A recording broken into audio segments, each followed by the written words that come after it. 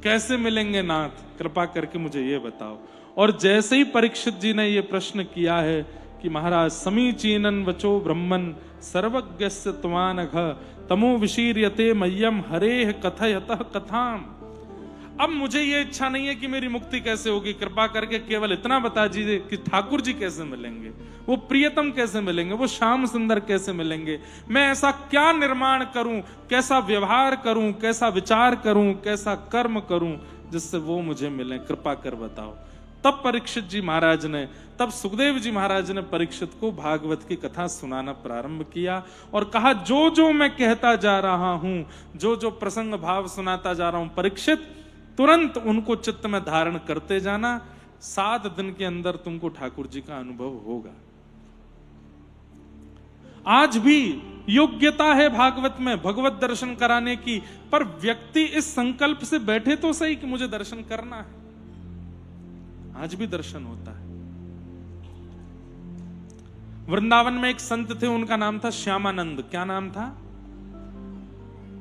एक तो हमको भक्तों के चरित्र इतने याद आ जाते हैं बोलते बोलते, और वाक्य का प्रतिपादन और उसके प्रति सजगता श्रोताओं की बन जाती है, इसलिए हम भक्त चरित्र सुनाते हैं। तो श्यामानंद जी महाराज एक संत थे। वृंदावन में एक जगह है सेवा कुंज। आप में से वृंदावन गए कितने लोग हैं? हाथ ऊपर करो। वाह, बहुत अच्छा, लगभग सब गए हैं। सेवा कुंज दर्शन कीजिएगा। सेवा कुंज हमारा पुराना घर वही है, सेवा कुंज में, जहां रास विहार करते करते करते श्री जी जब थक गई, थक के बैठ गई, तो श्री ठाकुर जी ने उनकी सेवा की है। वहां चरण दबाए, प्यास लगी तो ठाकुर जी ने वंशी से एक कुंड खोल करके वहां जल पिलाया, उसी को सेवा कुंज कहते हैं। आज भी प्रिया प्रियतम महाराज विहार करते हैं। रात्रि में किसी को वहां रुकने नहीं दिया जाता है। सुबह आप जाओगे तो इतने बंदर, पर रात्रि में एक सिंगल बंदर भी अंदर नहीं रहता है। जितनी भी वहां की लता गुल्म वृक्ष हैं सब गोपी बन जाते हैं रात्रि, ऐसी मान्यता है। और ठाकुर जी रात में वहां रास विहार करते हैं। जिसने भी अंदर रुकने का प्रयास किया आज तक, सुबह उठते ही या तो वो मृत्यु को प्राप्त पाया, या फिर वो देख अंधा हो गया, बता नहीं पाया, या फिर वो पागल हो गया, विक्षिप्त हो गया। ठाकुर जी दिख भी जाएंगे ना, तो उसके बाद में स्थिति ऐसी हो ही जाएगी, किसी संसार के लायक रह नहीं पाएगा वो व्यक्ति। इसलिए वहां निषेध कहते हैं कि कोई रुके ना रात को। तो सेवा कुंज आज भी है, वहीं हमारा जन्म हमारा वहीं हुआ, सेवा कुंज पे। तो सेवा कुंज में श्यामानंद नाम के एक संत रहते थे, और इन करते करते मुझे प्रिया प्रियतम के चरण चिन्ह दिख जाएंगे। सोहनी कर रहे थे। 1 दिन, 2 दिन, महीना, 6 महीना, साल, 2 साल, 5 साल, 10 साल, 12 साल निकल गए, कोई चिन्ह नहीं दिखा। लेकिन हर दिन उसी उत्साह के साथ जाते थे कि आज दिखेगा। 12 साल व्यतीत होने के बाद किशोरी जी को मन में आया, वैसे भी शास्त्राज्ञा है कि अगर आप कोई भी कार्य बेनागा 12 साल तक करते हो तो 12 साल में उस कार्य की उपलब्धि निश्चित मिलती है। महाभारत में भी इस वाक्य का प्रमाण है। तो श्यामानंद जी ने 12 वर्ष तक जब सोहनी की, सब लोग इधर देखो, ध्यान से सुनो। 12 वर्ष बाद किशोरी जी के मन में आ गया कि इन पर कृपा करनी। रात्रि में प्रिया जी जब वहां सेवा कुंज में रास करने के लिए आई, तो रास करते करते जान मूझ करके श्री किशोरी जी ने अपने एक पैर की जो पायल थी उसका जो भाव जहां से वो लगाया जाता उसको ढीला कर दिया, और नृत्य करते करते वो खुल के वहीं गिर गई। और ब्रह्म मुहूर्त होते ही सब वहां से प्रस्थान कर गए। सब गोपियां अंतर ध्यान, ठाकुर जी श्री जी निकुंज में चले गए, वो पायल वहीं रह गए। और ब्रह्म मुहूर्त में थोड़ी देर बाद ही श्यामानंद प्रभु रोज की भांति झाड़ू लेकर के आए, सोहनी करने लगे। सोहनी करते करते करते अब यहां नित्य निकुंज में क्या होता है कि प्रिया जी जब रास करने जाती हैं तो जैसी श्रृंगार होता है, श्रृंगार के बाद ललता विशाखा ऊपर से लेके नख तक सारे श्रृंगार गिनती हैं। किशोरी जी ने हाथों में इतनी अंगूठी पहनी है, इतनी चूड़ी पहनी है, इतनी माला पहनी है, ऐसी करदनी पहनी है, चरणों में नूपुर पहने हैं, हाथों में ये पहना है, सब देखती हैं। और जब रात से लौट के आ जाते हैं तो फिर से सब गिनती हैं और धीरे धीरे उतार के सबको फिर व्यवस्थित रख देती हैं। आज यहां ललता विशाखा जी ने जब सारा श्रृंगार उतारा तो एक नूपुर नहीं मिला। तो प्रिया जी, आपके चरण का नूपुर कहां गया? किशोरी जी जानती थी लेकिन फिर भी झूठ बोली, पतो ही ना जन कहां गिर गए हो, मोहे तो पतो ही ना, है सके रास में गिर गए हो। अरे वो सामान्य नूपुर ना है, इंद्र के हाथी ऐरावत के दांतन सो बनो भयो नूपुर है। श्री श्याम सुंदर ने राधाष्टमी के दिन आपको उपहार में दियो, वो नूपुर आप ऐसी छोड़िए? प्रिया जी बोली, अब मुझे तो पता ना है, तुम ढूंढ लो। ललता विशाखा दोनों एक बूढ़ी माता का रूप धारण करके सेवा कुंज गई। श्यामानंद प्रभु वहां झाड़ू कर रहे थे। दोनों ने जाकर के कही, बाबा तू यहां कब ते सोनी कर रहा है? बोले, मोए तो है गए 1-2 घंटा है गए। बोले, अच्छा बाबा तेने यहां पे कहीं पे एक नूपुर देखो? तो श्यामानंद जी नूपुर तो देखे थे, नूपुर उनके पास ही है, लेकिन तभी श्यामानंद जी बोले, नहीं मैंने कोई नूपुर ना देखो। अरे बाबा ने एक बताए दो, हमारी बहू आई कल यहाँ पे और वह बहू को पामन को नूपुर है, वो यहीं गिर गयो, देखो तो ने बताए दो। श्यामानंद जी बोले, नहीं नहीं हमने ना देखो। तभी ललता विशाखा ने ध्यान लगा करके नेत्र बंद करके देखने का प्रयास किया, कहां है नूपुर। तो जैसे ध्यान लगाया तो सामने श्यामानंद जी की पाग में ही थी वो नूपुर। तुरंत दोनों नेत्र खोले। बाबा झूठ बोले? बोले, काय को? बोले, अगर तो पे ना है नूपुर तो नेक अपनी पाग उतार के दिखाइयो। तो श्यामानंद जी थोड़े घबराए, पाग उतार के बोले, देखो नूपुर मेरे पास है लेकिन मैं आपको नहीं दूंगा। बोले, क्यों? मुझे कैसे पता ये आपकी बहू का है? अभी मैंने ये नूपुर आपको दे दिया और फिर कोई आया और उसने आके कह दिया वो नूपुर तो हमारा था, तो मैं तो फंस जाऊंगा।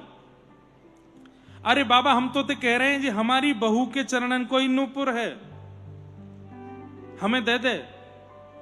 श्यामानंद जी बोले, तो फिर एक काम करो। बोले, कहा एक नूपुर मेरे पास है, एक नूपुर बहू ने तुम्हारे चरणन में पहन रखो होगो, जाओ बहू लेके आ जाओ, मुंह को दिखाए दो, मुंह को नूपुर दिख जाएगो। मैं वो जानते हैं कि ये श्री जी का नूपुर है, 12 साल हो गए रोज सोनी करते, आज तक तो दिखी नहीं है, अब ये नूपुर मिला है। और ये सब ललता विशाखा की चाल है, ये चाहती नहीं है कि मैं दर्शन करूं, पर मैं भी श्यामानंद हूं, मेरे गुरुदेव की कृपा है मुंह पे।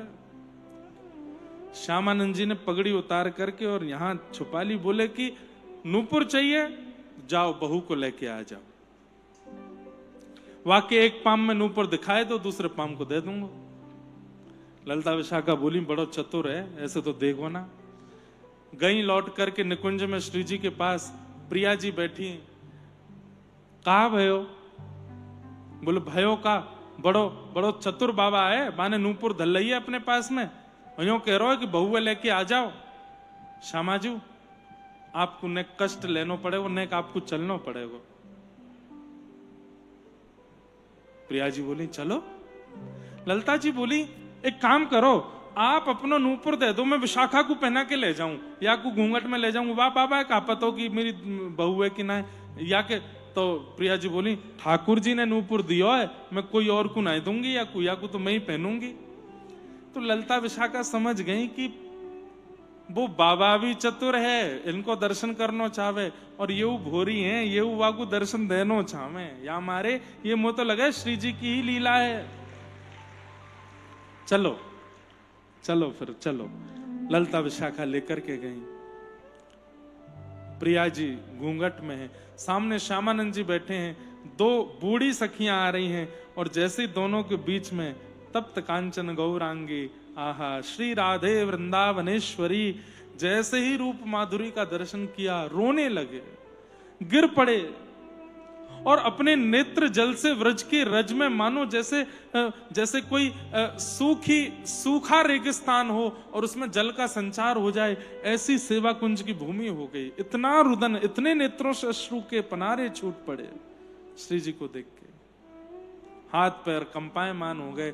दोनों वृद्धा आके बोली, बाबा तू रोकाई को, देख हमारी बहू आ गई, और देख ले या के पाम में नूपुर बंधो भयो है, अब दूसरे पाम को नूपुर दे दे। श्यामानंद जी आंसू पहुंच के बोले, मेरी आंख कमजोर है, दूर से दिखाई नहीं दे रहा, पास आओ। श्री जी पास चली गई। अब ललता विशाखा पकड़े खड़ी हैं, ज्यादा पास मत जाइयो, अनेक जान दो। थोड़ी और पास गई तो जब बिल्कुल सन्मुख आ गई, चरण देख लिए और बोले, आपको अगर कोई दिक्कत ना हो, देखो मैं तो भैया ब्रज को सेवक हूं, ये ब्रजवासी बहू है, मैं अपने हाथ ते चरणन में पहनाए दूं।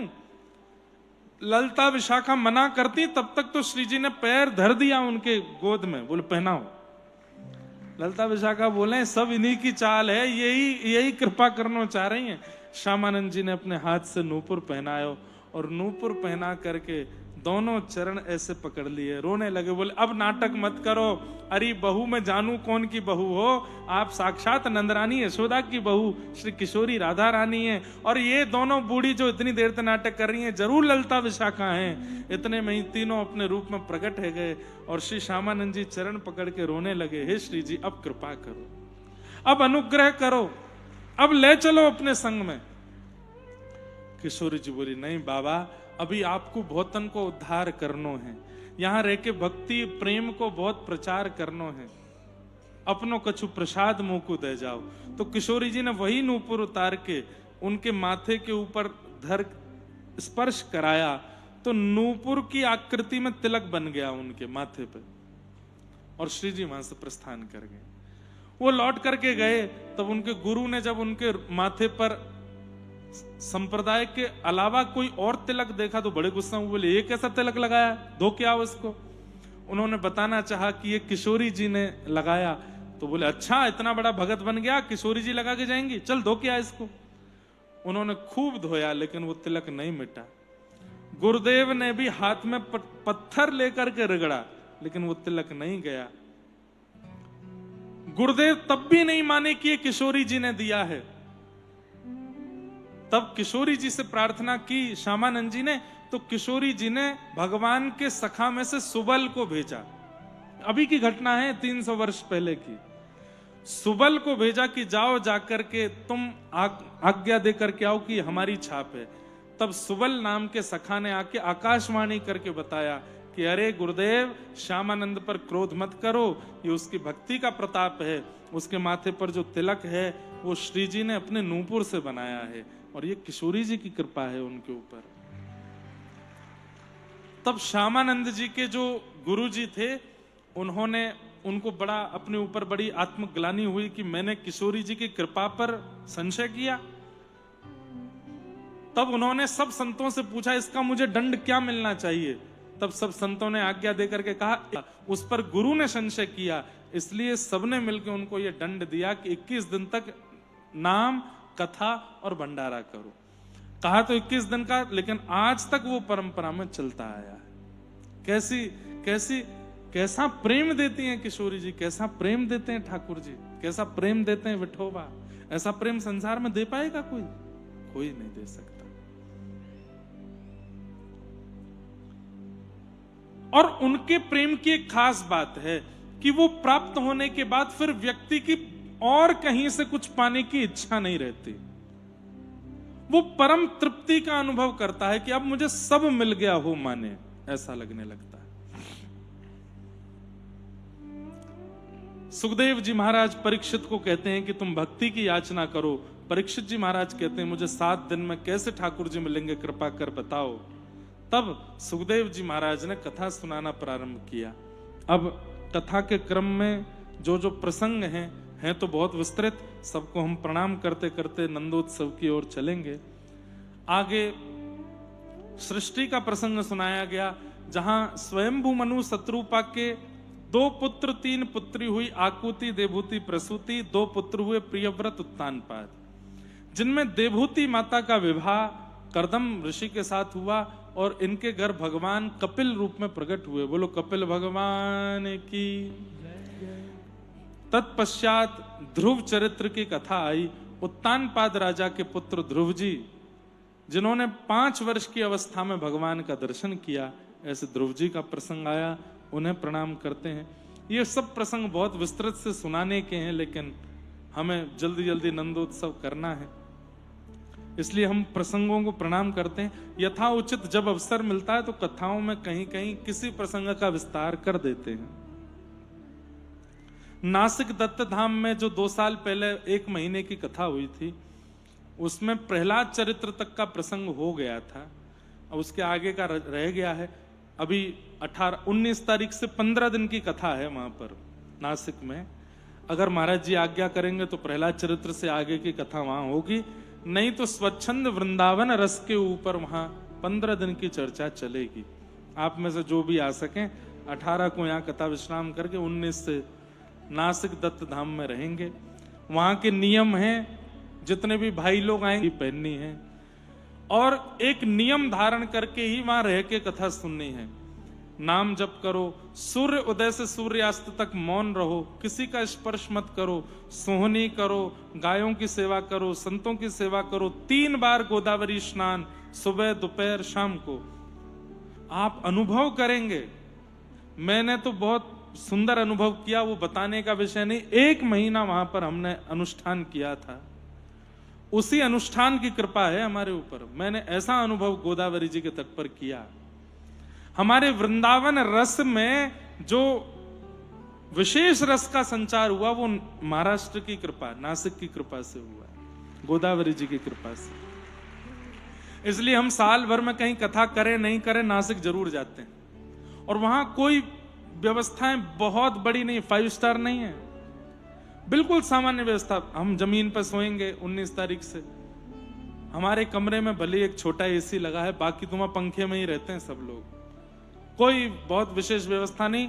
5 बजे के बाद सुबह वहां सोना मना है। 5, साढ़े 5, 6 बजे तक सबको स्नान करना ही होता है गोदावरी जी में। दत्त भगवान की उपासना चलती है, उनकी परिक्रमा करो, अपने गुरुदेव का स्मरण करो, नाम जप करो, ध्यान करो, धारणा करो। वैदिक लोग वहां प्रसाद बनाते हैं, उनके हाथ का प्रसाद पाओ, कथा सुनो। लाल जी, गिरधर लाल जी भी वहां पहुंच रहे हैं, उनका उत्सव होगा, खूब आनंद होगा नासिक में। 15 दिन की कथा है। तो वहां प्रहलाद चरित्र तक हो चुका। अब आगे महाराज जी पहले दिन ही आज्ञा करेंगे कि हमें यह सुनना है, तो वही 15 दिन तक वहां चलेगा। जो आ सकें वो आइएगा, जो नहीं आ सकें वो लाइव सुनिएगा। तो इस प्रकार कपिल भगवान के पश्चात ध्रुव जी के वंश की कथा सुनाई गई। भूगोल खगोल का वर्णन, नरकों का वर्णन, 28 प्रकार के नरकों का वर्णन करते हुए अजामिलोपाख्यान सुनाया गया। तत्पश्चात नारायण कवच की रचना हुई, जहां पर देवताओं पर भारी संकट आया, तब उनके गुरु, उन्होंने नारायण कवच का निर्माण करके देवताओं को प्रदान किया। तत्पश्चात इसी कथा में आगे वृत्रासुर हुए, जिन्होंने 3-4 श्लोक गाकर के भगवान को प्रकट कर दिया और रणभूमि में अपने प्राण त्यागने से पूर्व भगवान का मंगल में दर्शन किया। और सबसे बड़ी बात, ये असुर थे, वृत्रासुर। असुर होते हुए भक्ति प्रकट करके भगवान का मंगल में अनुभव किया। तत्पश्चात भक्त प्रहलाद का चरित्र आता है, जिनके लिए भगवान खंभ भेदन करके प्रकट हो गए। बोलो नृसिंह भगवान की। कूट पर्वत पर रहता था, अपने परिवार के साथ नदी स्नान करने गया तो ग्राह ने उसका पैर पकड़ लिया। परिवार ने 10 दिन तक उसकी सहायता की निकालने में, लेकिन जल से नहीं निकाल पाए तो परिवार छोड़ के चला गया। तब उस गजेंद्र को अपने पूर्व जन्म की याद आई कि वो एक इंद्रद्युम्न नाम का राजा था और एक संत का अपराध करने से उसको हाथी बनना पड़ा था। और इंद्रद्युम्न स्वरूप में, पूर्व स्वरूप में उसने एक स्तुति की रचना की थी, जिसका नाम था, उस समय तो कुछ और नाम था, लेकिन जब उसको वही स्तुति याद आई और उसके मुख से जब गजेंद्र रूप में गाई गई तो उस स्तुति का नाम पड़ा गजेंद्र मोक्ष। गजेंद्र मोक्ष स्तुति का गायन किया। इस स्तुति की खास बात यह है कि इस स्तुति में भगवान का नाम नहीं बोला गया एक भी बार। गजेंद्र मोक्ष स्तुति गजेंद्र ने गाई, भगवान का नाम नहीं बोला। आकाश में सारे देवता प्रकट हो गए, सब ऊपर से झांक रहे हैं, लेकिन कोई उसकी रक्षा करने नहीं जा रहा। क्यों? सब देवता सोच रहे हैं हमारा नाम बोलेगा तो हम जाएंगे। एक बार कह दे हे महादेव आ जाओ तो तुरंत चला जाऊंगा, एक बार कह दे हे दुर्गा मैया आ जाओ तुरंत चली जाऊंगी, एक बार कह दे हे गणपति बप्पा मोरया, गणेश जी कह रहे हैं मैं तुरंत जाऊंगा। सब देवता खड़े हैं लेकिन कोई भी उसकी रक्षा करने नहीं गया। स्तुति गाता जा रहा है, तभी अचानक से शेषनाग पर पौड़े हुए भगवान उठ करके खड़े हुए। गरुड़ जी को कहा आओ। सब देवता बोले नाथ मत जाइए, अभी नाम तो लिया ही नहीं उसने। एक बार भी नहीं कहा कि शंख चक्र गदा पद्मधारी मेरी रक्षा करने आइए, एक बार भी नहीं कहा हे सारंग पाणी भगवान मेरी रक्षा करने आइए, वैकुंठ नाथ पति मेरी रक्षा करने आइए। अभी रुक जाइए, एक बार बोलने तो दीजिए। भगवान बोले उसने इतनी लंबी स्तुति गा दी, एक भी नाम नहीं है। बोले इसीलिए तो कह रहे हैं कि आप मत जाओ। बोले भाई देखो, सहस्र नाम में मेरा एक नाम यह भी है कि मेरा कोई नाम नहीं है, मैं अनामी हूं। जहां कोई नहीं है वहां मैं हूं। भाई इधर देखो सब लोग, लावारिश जमीन पड़ी होती है ना, जिस पर किसी की पावर अटॉर्नी नहीं है या किसी का नाम नहीं है, सरकार की हो जाती है वो ऑटोमेटिक। जिस घर में कोई रहता नहीं, जिस घर का कोई स्वामी नहीं, जिस बिल्डिंग में कुछ नहीं होता, जो जमीन लावारिश पड़ी हो, खेत लावारिश पड़ा हो, लावारिश नाम का कोई शब्द होता ही नहीं है। जिस पर किसी का अधिकार नहीं उस पर सरकार का अधिकार होता है, सरकार उसको अपने अंडर में ले लेती है। भगवान बोले सारी स्तुतियों में नाम है, तो जिनमें नाम है वो स्तुति उन देवताओं की है। ये स्तुति अभी तक लावारिश पड़ी है, ये मेरी है, इस पर सरकार का अधिकार है, मैं जाऊंगा। और तुरंत गरुड़ पर आविर्भाव होकर के ठाकुर जी विराजमान होकर के शंख चक्र गदा पद्म धारण करके निकल पड़े गजेंद्र की रक्षा करने। पूरी स्तुति में गजेंद्र ने नाम नहीं लिया, लेकिन जैसे ही आकाश की ओर देखा, गरुड़ पर विराजमान होकर के नारायण आ रहे हैं, तब स्तुति के अंत में कमल का एक पुष्प उस सरोवर से तोड़ करके आकाश की ओर करते हुए नारायण खिल गुरु भगवन नमस्ते, मैं आपको प्रणाम करता हूं। अंत में भगवान का नाम लिया और भगवान ने सुदर्शन चक्र से उस ग्राह को नष्ट करके गजेंद्र की रक्षा की। ऐसी सुंदर गजेंद्र मोक्ष की कथा भागवत में। तत्पश्चात भगवान के वामन अवतार की कथा आती है, जहां पर देवासुर संग्राम हुआ, देवता और दैत्यों में युद्ध हुआ, और जिसके कारण दैत्य जीत गए, राक्षस जीत गए, और स्वर्ग से सारे देवताओं को भगा दिया। तीनों लोगों पर राक्षसों का अधिकार, और राक्षसों के राजा उस समय बलि थे। बलि राजा बन गए तीनों लोगों के। देवताओं ने प्रार्थना की, तब भगवान देवताओं की माता अदिति के गर्भ से वामन बन के प्रकट हुए, और वामन बन के भगवान ने कहा, अच्छा अब इसमें बात आती है, देखो कथा थोड़ी थोड़ी सबने सुन रखी, इसलिए हम मुख्य मुख्य बात बोल रहे हैं। देवताओं ने जब भगवान से प्रार्थना की कि नाथ हमारी रक्षा करो, तो भगवान बोले कि भाई ब्राह्मणों के आशीर्वाद से बलि को तीनों लोक मिले हैं, और ब्राह्मणों के आशीर्वाद को काटने का मेरा स्वभाव नहीं है। मैं ब्राह्मणों का आशीर्वाद नहीं काट सकता, भगवान होके भी। ब्राह्मणों के आशीर्वाद में कितना बल होता है।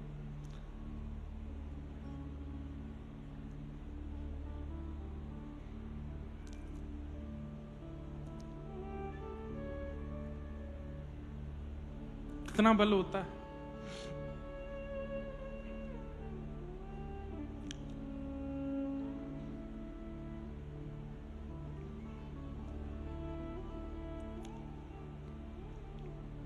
हमें कुछ दिख गया इसलिए हम बोल देते हैं। जितने भी यहाँ सुरक्षा कर्मी हैं उनसे हमारी प्रार्थना है कि वो जूते उतार के आवें पंडाल के अंदर, क्योंकि भागवत जी का मंच है, बिल्कुल भी ये स्वीकार्य नहीं है। यहाँ ये मंदिर ही है और सब श्रोताजन जो हैं ये भगवत गण हैं, इसलिए हमारी प्रार्थना कोई भी जूता चप्पल पहन के नहीं घूमेगा, सब उतार दीजिए, उसके बाद ही आप लोग पंडाल में आइए। क्या बता रहा था मैं, कहां था, मुझे याद दिलाओ, जल्दी जल्दी याद दिलाओ, कहां था? हैं? ब्राह्मणों का आशीर्वाद। तो भगवान बोले कि ब्राह्मणों का आशीर्वाद में भगवान होकर के भी नष्ट नहीं कर सकता, क्या करें? तो भगवान बोले हम भी ब्राह्मणी बन के आएंगे, तभी हम कुछ कर सकते हैं। तो बोले कैसे आए? तब देवताओं की माता अदिति जी ने एक व्रत किया जिसका नाम था पयो व्रत, जिसमें केवल दूध पी करके ही रहा जाता। पयो व्रत का विधान आज भी लिखा है, पर बहुत कठिन है। पहले दिन एक गिलास दूध, दूसरे दिन, मतलब जैसे चंद्रमा की आकृति बढ़ती घटती है वैसे उस पयोव्रत के प्रभाव से गर्भ में जो बालक के रूप में आए वो भगवान ही आए, और उन्हीं का जब अवतरण हुआ तो वो कौन कहलाए? वामन भगवान। आज भी यदि कोई माता इस पयोव्रत को करे, लेकिन वो कर नहीं पाएगी, उसको डॉक्टर्स अलाउ भी नहीं करेंगे, क्योंकि इस व्रत को करने के लिए धैर्य बहुत जरूरी है, इस व्रत को करने के लिए मन बुद्धि का एकाग्र होना बहुत जरूरी है, इस व्रत को करने के लिए स्वभाव में निर्मलता और सरलता का होना बहुत जरूरी है, इस व्रत को करने के लिए बहुत नाम जप किया गया हो तो ही ये व्रत संभवतः हो पाएगा, नहीं तो ये व्रत करने पर हो सकता है भीतर बहुत गतिविधियां विचित्र हो जाएं। अदिति जी ने वो व्रत किया और उस व्रत के प्रभाव से भगवान वामन उनके गर्भ से प्रकट हुए। बोलो वामन भगवान की। वामन भगवान जन्म लेते ही थोड़ी अवस्था में आ गए और जनेऊ संस्कार हुआ। तो हमारे यहां जनेऊ संस्कार में गुरुदेव के सामने जाकर के सारी दक्षिणा रख दी जाती है। जब बालक का जनेऊ होता है उसको जितनी भी दक्षिणा, दान दक्षिणा मिलती है परिवार से, वो सब अपने गुरुदेव के चरणों में रख देता है। वामन भगवान ने घूम घूम करके दक्षिणा ली। आपके यहां भी जनेऊ संस्कार होता है, महाराष्ट्र में तो अभी भी ये सब नियम बचे हुए हैं। जनेऊ संस्कार में क्या होता है? जनेऊ यज्ञोपवीत होने के बाद में वो बालक कमंडल हाथ में लेता है, दंड हाथ में लेता है, लंगोटी पहनता है, खड़ाऊ पहनता है, ब्रह्मचारी। और जितने भी लोग वहां आए होते हैं, मौसी मौसाजी, चाचा चाची, काका काकी, दादा दादी, नाना, सबके आगे जाएगा और वो बालक जाके कमंडल आगे करके कहता है, हे माते भिक्षाम देही, मुझे भिक्षा दो। और वो लोग सामग्री लाए होते हैं, उसको वस्त्र देते हैं, अन्न देते हैं, ये सब होता है यज्ञोपवीत में। फिर जितनी सामान उसके पास इकट्ठा होता है सबको ले जाके वो गुरुदेव के चरणों में देता है जिन्होंने यज्ञोपवीत कराया। जैसे ही वामन भगवान ने समस्त सामग्री ले जा करके गुरुदेव के चरणों में अर्पित की, गुरुदेव ने कहा ये नहीं चाहिए वामन, तो क्या चाहिए? बोले बलि से तीनों लोक लेकर के आओ, हमको वही भिक्षा में चाहिए। तब भगवान वामन बलि के यहां गए। बलि यहां गुजरात में एक स्थान पड़ता है भरूच, वहां समुद्र के तट पर, जहां नर्मदा जी समुद्र में मिलती है, वहां यज्ञ कर रहे थे। दूर से वामन भगवान को आते हुए देखा तो बलि महाराज कहने लगे, मुझे तो ऐसा लगता है कि साक्षात मेरे यज्ञ से प्रसन्न होकर सूर्य नारायण आ रहे हैं, साक्षात अग्निदेव आ रहे हैं। जैसे ही द्वार पर आके खड़े हुए, इतने से थे वामन भगवान, छोटे से, ये हाथ में छत्र लेकर के, कमंडल लेकर के, गदमदरा से हाथ पैर, अत्यंत मधुर स्वरूप और चौड़ी चोटी, यज्ञोपवीत गले में पहने, केवल एक लंगोटी पहन के आ गए। बलि दैत्यों का राजा और तीनों लोकों का स्वामी वामन भगवान के सामने जाके खड़ा हो गया, चरणों में प्रणाम करके बोला, आज मेरे धन्य भाग्य, मेरे यज्ञ के प्रताप से एक दिव्य विप्र का मुझे दर्शन हुआ है। मांग लीजिए क्या चाहिए आपको। मैंने बड़े बड़े त्रिपुंडधारी, जटाधारी, मठाधारी देखे, लेकिन इतना छोटा सा वामन, वामन विप्र को भी कहते हैं, ब्राह्मण को भी वामन कहते हैं। बोले मैंने इतना छोटा सा वामन पहली बार देखा, क्या दे दूं आपको, क्या दान करूं आपको, कृपा कर बता दीजिए। आप कहें तो महल बनवा दूं, आप कहें तो मैं आपके लिए सब व्यवस्था वहां कर दूं।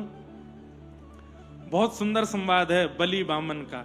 तो जैसे ही बलि ने कहा मैं महल बनवा दूं, तो वामन भगवान बोले महल में हम अकेले कैसे रहेंगे, साथ में रहने वाला कोई तो चाहिए। तो बलि बोले मैं आपका एक सुंदर ब्राह्मणी कन्या से ब्याह करा दूंगा, दोनों दंपति रहिएगा उसमें।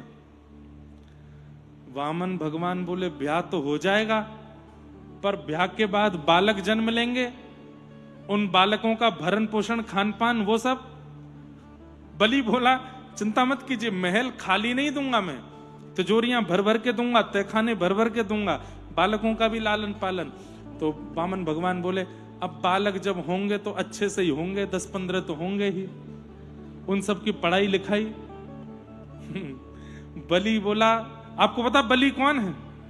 हिरण्यकश्यप, ये प्रहलाद जी का परनाती है बलि। तो बलि बोला कि मेरे पर दादा हिरण्यकश्यप, उनका एक विश्वविद्यालय है, हिरण्यकश्यप दानव विश्वविद्यालय, उसमें आपके बालकों की फ्री फीस हो जाएगी, उसमें पढ़वा दूंगा मैं, आप चिंता मत लो। वामन भगवान बोले अच्छा। अब 10-15 बालक होंगे, उनमें से एक आध हो सकता है पधार जाए। बोले भैया कुछ भी हो सकता है। वो लोग उनके पधारने पे फिर रोना पड़ेगा, रोएगा कौन? बलि बोले जब बालक आपके जाएंगे तो फिर आप ही रोओगे, मैं तो नहीं आऊंगा उसमें रोने के लिए। वामन भगवान पूरी बात करके बोले जिस काम को करने से रोना पड़े हमको नहीं करना, हमको नहीं चाहिए। बलि बोला आप इतनी देर से खड़े होकर के मेरी बातें सुन रहे हो और सब कह रहे हैं, और अंत में आके फिर मना कर देते हैं। अरे कुछ तो ले लीजिए, तीनों लोगों का स्वामी आपके सामने खड़ा है, कुछ तो ले लीजिए मुझसे, मुझे बहुत लज्जा होगी अगर मैं आपको कुछ नहीं दूंगा तो। वामन भगवान बोले वचन दो, जो मांगेंगे सो दोगे। बोले दूंगा। 3 पग जमीन चाहिए, वो भी अपने पैरों से नापूंगा मैं। बलि बहुत जोर से हंसा, हंसते हंसते गिर गया। बोले 3 लोगों के स्वामी के पास आकर के 3 पग जमीन मांग रहे हो, वो भी आपके पैरों से नपी हुई, छोटे छोटे से चरण हैं आपके। वामन बोले देना हो तो दो, नहीं तो हम जा रहे हैं। बलि बोला देता हूं। जैसे ही संकल्प करने के लिए हाथ में जल लिए, दूर खड़े शुक्राचार्य गुरु बोले मुझे कुछ दाल में काला क्यों लग रहा है? ये इतनी देर से बलि कह रहा है मैं ये दे दूं वो दे दूं, वो और सामने खड़ा विप्र कह रहा है कि मुझे 3 पग जमीन चाहिए, वो भी अपने पैर से नपी। यजमान दे रहा है और ब्राह्मण नहीं ले रहा है, इसका मतलब उसके ब्राह्मण होने में संशय है, वो ब्राह्मण नहीं है।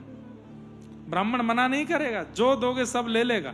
आप 1 रुपया दो चाहे 1 करोड़ दो, सब स्वीकार है, मना नहीं कर सकता। ये मना कर रहे हैं, ये ब्राह्मण है, ये इस पर मुझको संशय हो रहा है। शुक्राचार्य जी ने नेत्र बंद करके ध्यान लगा करके देखा कौन है ये बलि के द्वार पर जो आए हैं। तभी देखा आहा सहस्त्र शीर्षा पुरुखा सहस्त्राक्ष सहस्त्रपात, सहस्त्र मुख वाले, सहस्त्र हाथ वाले, सहस्त्र पैर वाले, साक्षात का वरदान दिया। ये तुरंत विराट होकर के 2 पैर से तीनों लोग नाप लेंगे, तू कंगाल हो जाएगा। तीसरा पैर रखने के लिए जगह नहीं बचेगी, और दान पूरा नहीं किया तो तुझे नरक जाना पड़ेगा। ये सब देवताओं का षड्यंत्र है। सजल हो गए, अपने गुरुदेव के चरण पकड़ के बोले गुरुदेव अगर ये ब्राह्मण है तो 3 पग से ज्यादा लेगा नहीं, और अगर ये परमात्मा है तो सब लूट के ले जाए, मुझे चिंता नहीं। और मेरे ऊपर तो आपकी कृपा है, मेरे ऊपर तो आपका अनुग्रह है कि आपने मुझे परमात्मा का दर्शन किया। गुरु की यही तो कृपा कि वो बता दे परमात्मा कौन। लेकिन शुक्राचार्य जी महाराज फिर भी नहीं माने, कमंडल में जाके बैठ गए कि मैं जल ही नहीं निकलने दूंगा संकल्प का, अपने शिष्य को लुटता हुआ नहीं देख सकता। जैसे कमंडल किया, जल नहीं निकला, तो वामन भगवान ने अपनी आसन में से कुशा निकाल के उसके तंतु में डाली। शुक्राचार्य जी की एक आंख पधार गई। कोई दे रहा है, कोई ले रहा है, तुम बीच में क्यों अड़ रहे हो?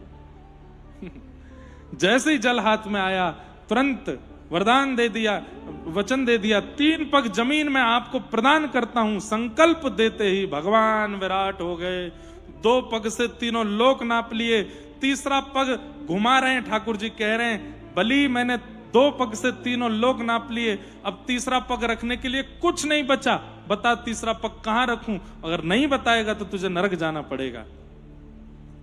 बलि ने कहा, महाराज मैं तीनों लोकों का स्वामी हूं, आपने 2 पग से तीनों लोक नाप लिए, पर लोकों का स्वामी तो अभी भी बैठा है, तीसरा पग सिर पर रखो, मेरे तीसरा पग मेरे ऊपर रख दीजिए।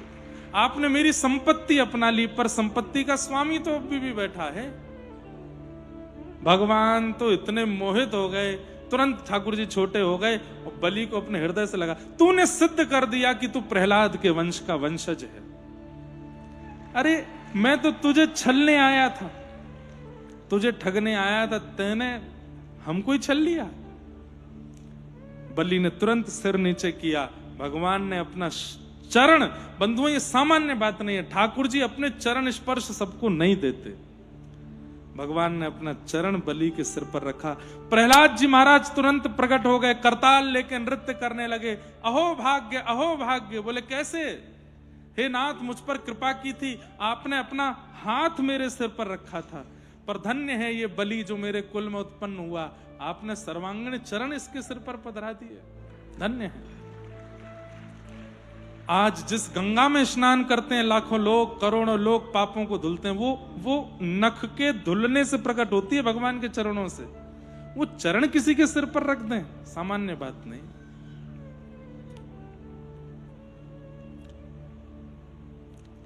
इस प्रकार और भी कथा है आगे। तो बलि से भगवान ने कहा, मांग लो क्या चाहिए। बलि ने कौशलेंद्रो वतान, बोलो राजा रामचंद्र भगवान की। प्रभु श्री राम की मधुरतम कथा सुनाई गई। तत्पश्चात चंद्रवंश के राजाओं का चरित्र सुनाया और कृष्ण कथा 2 श्लोकों में सुना करके राजा परीक्षित को श्री सुखदेव जी मौन हो गए। परीक्षित ने कहा, भगवान, जिन कृष्ण ने मेरे मां के गर्भ में आके मेरी रक्षा की, उनका इतना सूक्ष्म चरित्र नहीं, उनका चरित्र मुझे विस्तार से सुनाओ। और यहां से अब कृष्ण जन्म की कथा सुखदेव जी सुनाते हैं। कथितो वंश विस्तारो भवता सोम सूर्ययो, राज्ञां चोभय वंशानां चरितम परमाद्भुतम। मुझे विस्तार से कृष्ण लीला सुनाइए नाथ, कृपा कीजिए। तब यहां से श्री परीक्षित जी, सुखदेव जी महाराज सुनाना प्रारंभ करते हैं। पृथ्वी पर जब बहुत राक्षसों का भार भर गया, तब पृथ्वी ने भगवान से प्रार्थना की, नाथ आप अवतार लीजिए। तब भगवान ने आकाशवाणी करते हुए बताया, वसुदेव गृहे साक्षात् भगवान पुरुष परः जनिष्यते तत्प्रियार्थम सभवन्तु सुरस्त्रिय। भगवान ने आकाशवाणी करके बताया कि अरे देवताओं, पृथ्वी तुम चिंतित मत हो, मैं वसुदेव जी के घर साक्षात रूप धारण करके व्रजमंडल में जन्म लेने वाला हूं, पृथ्वी के समस्त भार को हल्का करूंगा, बस प्रतीक्षा करो। सूरसेन मंडल के राजा थे सूरसेन, उनके पुत्र थे वसुदेव। वसुदेव जी का विवाह देवक राजा की बेटी देवकी के साथ हुआ। देवक के बड़े भाई का नाम उग्रसेन था, इनके पुत्र का नाम कंस था, जिसके नाते से देवकी जो है वो कंस की चचेरी बहन थी, चाचा की बेटी। जब वसुदेव जी का विवाह देवकी के साथ हुआ तो कंस रथ हाँकता हुआ विदा करने जा रहा था। संपूर्ण मथुरा वासियों में बहुत भय था कंस के प्रति। तब इनके मंत्रियों ने कंस को सुझाव दिया, कुछ ऐसे पब्लिसिटी स्टंट आपको करने पड़ेंगे जिससे मथुरा के लोगों का आपके प्रति स्नेह हो, प्रेम हो। क्या करें? बोले बहन को स्वयं विदा करो, कोई सारथी नहीं, आप ही सारथी बनो। ये दृश्य जब पूरा मथुरा देखेगा सबके नेत्र सजल हो जाएंगे। और ये बहनों की विदाई वाला क्षण बड़ा भावुक होता है, उसमें आप 4 चांद लगा दोगे यदि स्वयं रथ हाँकोगे तो मथुरा के लोग कहेंगे, अरे देखो हमारे मथुरा नगर का राजा इतना बड़ा राजा होते हुए स्वयं रथ चला रहा है। कंस बोला ये अच्छा है। जैसे ही कंस रथ पर बैठा, मगरमच्छ के आंसू बहा रहा था, रथ चला रहा था, मथुरा के लोग देख देख करके कंस पर वारे वारे जा रहे थे। कितना अच्छा भाई, भाई हो तो कंस जैसा मिले। देवताओं ने आकाश में विचार किया कि कंस कहीं पूजने ना लग जाए भगवान की तरह। क्या पता भगवान का अवतरण हुआ उससे पहले कंस की इतनी पूजा करने लगे कि भगवान को कोई भगवान ही ना माने। कंस की सच्चाई सबके सामने आनी चाहिए। तुरंत आकाशवाणी करते हुए कंस को कहा, ए कंस, तू जिस बहन को विदा करने जा रहा है, इन्हीं का 8वां बालक तुझे मारेगा, तेरा काल होगा। ये बात सुनते ही कंस आंसू आंसू भूल गया। मथुरा के लोगों को क्या दिखाना है सब भूल भाल गया। तलवार हाथ में लेकर के तुरंत देवकी के केश पकड़ करके सर धड़ से अलग करने को चलाने लगा। वसुदेव जी ने तुरंत रोक दिया, इनको मत मारो, ये तुम्हारा काल नहीं है, तुम्हारी बहन है। और देखो सब मथुरावासी तुमको देख रहे हैं। कंस को याद आया, तुरंत तलवार भीतर रखी, बोले लेकिन मैं तुम्हें छोड़ूंगा नहीं, इनका 8वां पुत्र मेरा काल होगा, उसके लिए कुछ निधान करना पड़ेगा। वसुदेव जी बोले मैं वचन देता हूं, जितने बालक जन्म लेंगे मैं सब तुमको दे दूंगा, इनको छोड़ो। बंधु एक और दूसरा इसलिए भी डर लगता है कि मेरे जीवन का जितना लेखा जोखा है, अभी तो मैंने कुछ नहीं भोगा, मृत्यु के बाद ही हमारा सब भुगवाएगा। इसलिए मृत्यु का भय उसके चित्त में सदा बना रहता है। लेकिन परम वैष्णवों को मृत्यु से भय नहीं लगता। कंस को मृत्यु से इतना भय लगता है वो मरना नहीं चाहता। कारागृह में डाल दिया वसुदेव देवकी को। 6 बालकों की हत्या कर दी। 7वें बालक के रूप में बलराम जी महाराज गर्भ में आ गए। भगवान ने तुरंत योग माया वैष्णो देवी का आवाहन करके कहा, ये हमारे शेषनाग भगवान गए हैं 7वें बालक के रूप में, ये जन्म लेते ही वो कर देंगे जो मुझे करना है। क्या कंस को मार देंगे? ये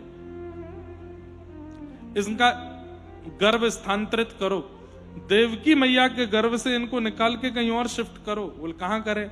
बोले वसुदेव पिताजी की एक पत्नी रोहिणी जो है वो गोकुल में रहती हैं, उनके गर्भ में इनको भेजो। तब 7वें बालक का स्थानांतरित करके उनको रोहिणी जी के गर्भ में भेज दिया। और कंस को यह खबर मिली कि वो बालक तो 2-3 महीने में गर्भ में ही नष्ट हो गया। अब 8वां आने वाला है। सैनिक बढ़ा दिए, ताले बढ़ा दिए, सिक्योरिटी टाइट कर दी, कहीं से भी मेरा शत्रु निकल के जाने ना पाए। लेकिन भादों का महीना, अष्टमी तिथि, और महाराज रात्रि के जैसे ही बिल्कुल मध्य रात्रि हुई है, मंदम मंदम जलधारा, आकाश से मंदन मंदम जलधारा गिर रही है कि मैया के गर्भ से एक दिव्य तेज प्रकट हुआ।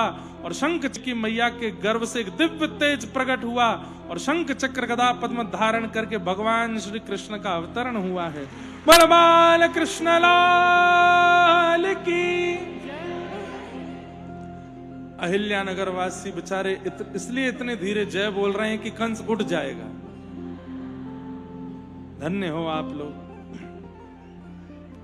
वड़ा पाव थोड़ा कम खाया कीजिए, पूरन पोली थोड़ी कम खाया कीजिए, थोड़ी दाल और थोड़ा पौष्टिक आहार खाओ ताकि स्वर निकला करे भीतर से।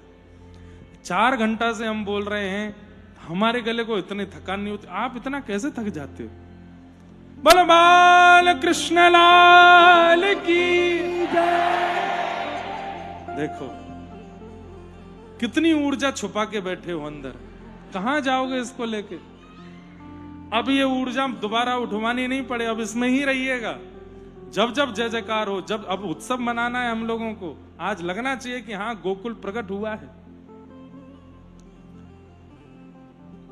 देखो बंधुओं, भगवान की प्रीति का एक प्रमाण और दूं, वो भगवान है, वो चाहे तो सीधे अवतार ले सकते हैं, लेकिन वो मातृ गर्भ में आते हैं, 9 महीना मैया के गर्भ में रहते हैं, मां को पूर्ण ये अनुभव करा देते हैं कि मैं तेरा बालक हूं। और 9 महीने जी कैसे आए पता है? तमद्भुतम बालकमं भुजक्षणम चतुर्भुजम शंख गदायुधायुधम श्रीवत्स लक्ष्मम गलसौभ कौस्तुभम पीतांबरम। पूरे तैयार होके आए जैसे कहीं ब्याह में जा रहे हो। पीतांबरी पहन के, मणि गले में पहन के, शंख चक्र गदा पद्म लेके, धोती पहन के। मैया बोली ऐसे कोई बालक जन्म लेता है? मैया जन्म तो हम छोटे बालक के रूप में ही लिए, लेकिन ये तो हमारा परिधान है, हम इसमें प्रकट हो जाते हैं। और ये मामा कंस जन्म लेते ही बालकों को मारने ले आता है, इसलिए हम तो सुदर्शन चक्र गदा आदि सब लेके आए हैं संग में। देवकी मैया बोली मैंने पूर्व जन्म में प्रश्नी सुतपा नाम के हम दोनों दंपति थे, आपसे क्या मांगा था कि आप संतान बन करके आना और संतान जो सुख माता पिता को देती है वैसा सुख देना। आप तो जन्म लेते ही भगवान बन गए, इसमें हमको मातृपितृ सुख नहीं मिल रहा है। ठाकुर जी बोले मैया तो फिर मेरी बात सुनो। बोले क्या? मैं अभी वस्त्र उतार देता हूं, 2 भुजांतर ध्यान कर देता हूं, शंख चक्र चले जाएंगे, बिल्कुल छोटा बालक बन जाऊंगा। लेकिन फिर अगर आपको चाहिए कि मैं बालकों जैसी लीला करूं तो मैं परिपूर्ण बालक जैसी ही लीला करूंगा, फिर मैं परमात्मा का अंश प्रकट नहीं होने दूंगा। देव की बोली मैं यही चाहती हूं, आप बालक बनो। लेकिन मैया फिर आपको एक वियोग सहना पड़ेगा। क्या? 11 वर्ष के लिए मैं आपसे दूर जाऊंगा। यहां कारागृह में बाल लीला कैसे करता हूं? पिताजी ले चलो मुझे। और वसुदेव जी लेकर के ठाकुर जी को, देव की मैया रोने लगी। भगवान बोले चिंता मत करो मैया, 11 वर्ष की बात है, फिर आता हूं मैं, उसके बाद 100 वर्ष में आपके साथ ही रहूंगा। और भगवान गोकुल के लिए प्रस्थान कर गए। यमुना जी ने मार्ग दिया, वसुदेव जी लाला को लेकर के गोकुल पहुंचे। गोकुल में भी सब गहरी नींद में सोए हैं। यशोदा मैया के बगल में छोटी सी लाली सोई है, वहां भी किसी को कोई पता नहीं, सब गहरी नींद में सोए हैं, मानो जैसे भगवान ने सबको योग निद्रा में सुला दिया। भीतर जाकर के, अच्छा आप कहेंगे महाराज जी वसुदेव जी को कैसे? वसुदेव जी की एक पत्नी रहती थी गोकुल में, रोहिणी, और वसुदेव जी महीने 2 महीने में कारागृह से मुक्त होकर के अपनी पत्नी से मिलने जाते थे। उनको सब पता था गोकुल कहां है, यशोदा कौन है, रोहिणी के सब पता था। वसुदेव जी महाराज पहुंचे और नंद भवन में प्रवेश करके यशोदा मैया के बगल में छोटी सी एक लाली सोई है, ठाकुर जी को वहां सुला दिया। उस बालिका को लेकर के वसुदेव जी वहां से निकल गए। वापस जैसी मथुरा पहुंचे, फिर से हथकड़ियां लग गई, बेड़ियां लग गई, ताले लग गए, दरबान उठ गए। क्यों? माया का जैसे ही आश्रय लेते हो, माया के आश्रय में आते ही बंधन फिर पकड़ लेते। ये माया है। कंस को पता चला 8वें बालक ने जन्म लिया, तुरंत कारागृह में आया, बालिका को पकड़ करके पृथ्वी पर पटका। अष्टभुजी देवी भद्रकाली के रूप में वो बालिका प्रकट हो गई और कह दिया अरे दुष्ट कंस, तूने इतने प्रयास किए अपने शत्रु से बचने के लिए, लेकिन तेरे शत्रु ने जन्म फिर भी ले लिया, और 84 कोस व्रज के अंदर अंदर वो अब बड़ा भी होगा और आके तेरा वध करेगा, कोई नहीं रोक पाएगा। कंस बोला कहां है 84 कोस में, एग्जैक्ट एड्रेस बता दो। योग माया बोली यत्र त्ववा, ये नहीं बताऊंगी कि कहां है, पर इतना पता है कि 84 कोस के अंदर है। अब तू बस प्रतीक्षा कर। यहां कंस ने बड़े बड़े राक्षसों की फौज इकट्ठी करना शुरू कर दी ढूंढने के लिए कहां है शत्रु। लेकिन गोकुल की तो स्थिति अलग है। गोकुल में अब सब ब्रजवासीन को लगवे लगो कि भैया हमारे नंद बाबा के लाला होएगो। अब सुनिए सब लोग, जितने महाराष्ट्रियन बैठे हैं, जितने हमारे लोग सब बैठे, सब अब ब्रजभाषा में कथा होगी आगे। 3 दिन हम केवल ब्रजभाषा बोलेंगे, और आपको नहीं समझ आवे तो आप जानो को लगवे लगी कि अब के लाला होएगो। नंद बाबा तो गौशाला में बैठ करके महाराज जाप करें, अबई तो भयो नाए, अबई तो भयो नाए, अबई तो भयो नाए, जाने कब होएगो। इतने में ही प्रातः काल को समय भयो। नंद बाबा की 2 बहन है, नंदा और सुनंदा, दोनों ने देखी कि इतनी भोर है गई और अभी तक यशोदा मैया उठी नहीं। जैसे ही नंद भवन में प्रवेश किया तो कहा देखो गहरी निद्रा में यशोदा मैया सोई हैं, सबरी दासियां सोई हैं, और यशोदा मैया के बगल में नेक 100 बालक लेटो है, कुल बुलाए रहो है, नेक नेक हाथ पाम चलाए रहो है।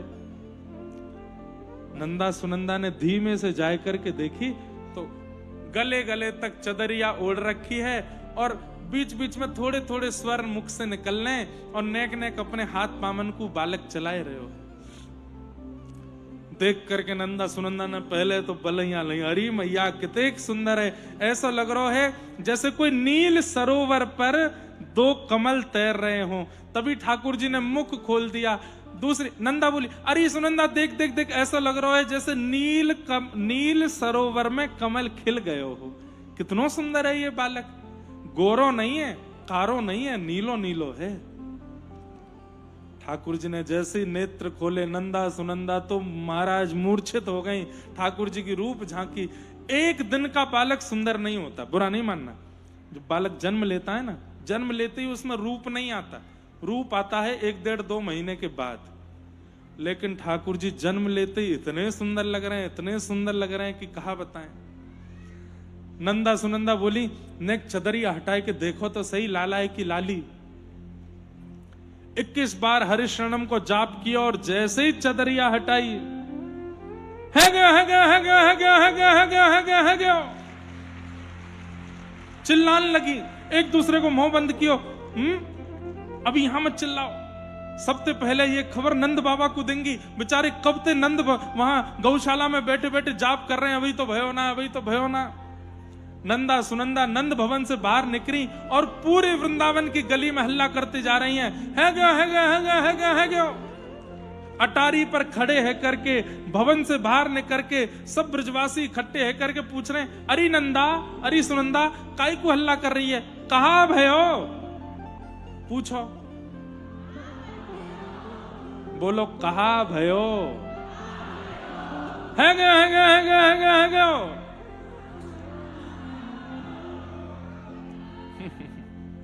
पूछनो ही ना आवे आपते। मराठी में कैसे बोलते हैं? क्या हुआ को मराठी में कैसे बोलते हैं? काय झाला? अच्छा, एक बार मेरी कहीं महाराष्ट्र में कथा हुई थी। यहां ताई जी को क्या बोलते हैं? मोटी आई बोलते हैं ना। जो बड़ी बड़ी मम्मी होती है उनको मोटी आई बोलते हैं ना। कितनी बढ़िया भाषा है, मोटी आई, मोती आई, बड़ी आई। तो काई झाला है मतलब क्या हुआ? ब्रज भाषा में बोलो, कहा भयो? अरे यमुना जी की कृपा सो, ब्रजवासीन के कृपा सो, गैया की कृपा सो, सब देवी देवतान की कृपा सो, नंद भवन में लाला भयो है। बधाई हो, बधाई हो, बधाई हो। जैसे ही नंद बाबा ने सुनी लाला भयो, 80 बरस की अवस्था में लाला भयो, सब ब्रजवासी ऐसे ही, कोई थाली बजा रहा है, कोई कटोरी बजा रहा है, कोई ताली बजा रहा है, कोई झूम झूम के नाच रहा है। महाराज सब ब्रजवासी ने फेंटा कस लियो, सिर पे पाग बांध ली और अपने घर से दूध घी दही ले करके एक दूसरे पे उछाल उछाल के कह रहे हैं, बधाई हो। अब देखो, जिसने भी धीमे बोला, हाँ है गया, जिसने भी धीरे बोला। अब देखो, हम 2 सेक्शन बांट देते हैं। ये बीच में ये एक रैंप है, इधर वाले और इधर वाले। हाँ, जब हम आपसे कहेंगे तो आप लोग जोर से बोलना बधाई हो, और जब आपसे कहेंगे तो आप बोलना। देखते हैं किसकी आवाज ज्यादा आवे हैं। यहाँ के सब लोग गए और जाकर के नंद बाबा से कहने लगे, बाबा बधाई हो। सीधे बैठ जाओ सबरे, थोड़े गला वला साफ करो अपना।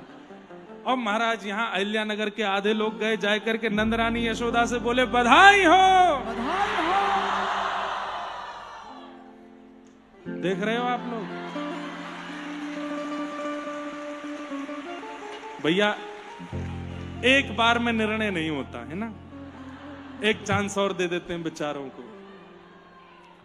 थोड़े आप लोग भी सीधे बैठो, थोड़ा गला वाला ठीक करो, नेक जोड़ते। ब्रजवासी यूं भूल जाओ कि आप अहिल्या नगर वासी, यूं सोचो हम ब्रजवासी हैं, और दोनों मुट्ठी बांध करके और गए सबरे नंद बाबा के पास जाके बोले, बाबा बधाई हो। नंदरानी यशोदा बधाई हो। ताली बजा दो, यही जीत गए।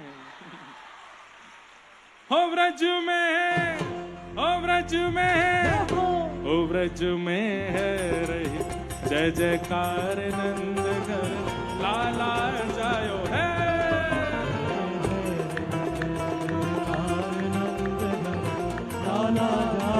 हाँ व्रज में है रही जय जयकार नंद घर लाला जायो है। जय जयकार नंद घर लाला जायो है। लाला जायो है नंद रानी ने लाला जायो है। आशीर्वाद दे दो, सबको आशीर्वाद दो। बधाई हो, हो व्रज में, हो व्रज में, हो व्रज में है रही जय जयकार नंद घर लाला जायो है।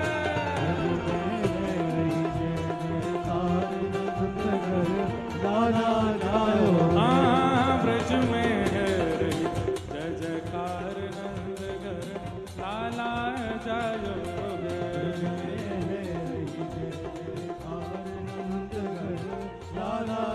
नंद के लाला की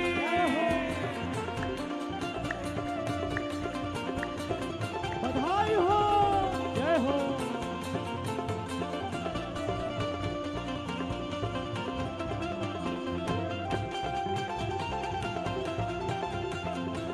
बोल बाल कृष्ण लाल जय हो।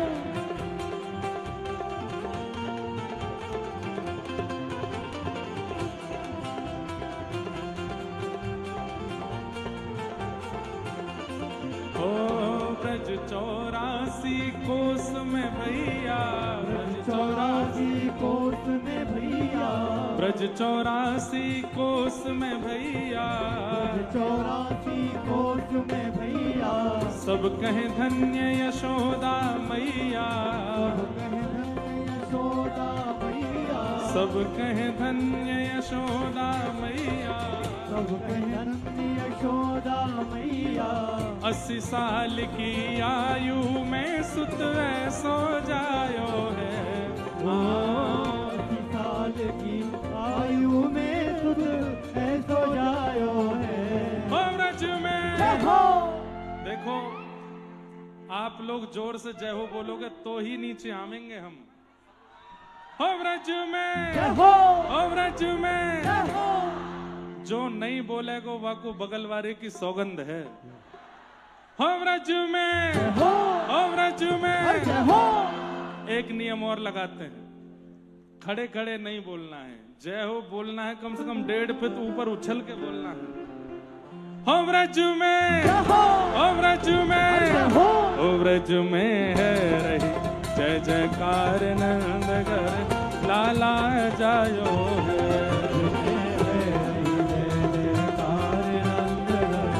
लाला जायो। हाँ व्रज में है रही जय जयकार नंद घर लाला जायो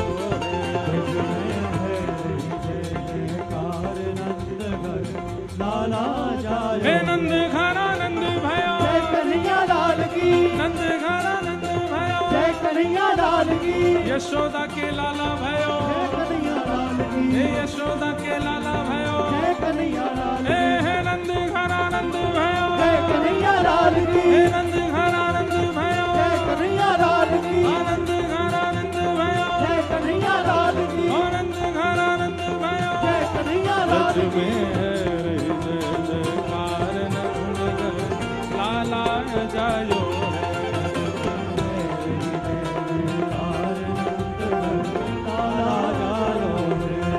ओ ब्रज 84 कोस में भैया, 84 कोस में भैया, ब्रज 84 कोस में भैया, 84 कोस में भैया।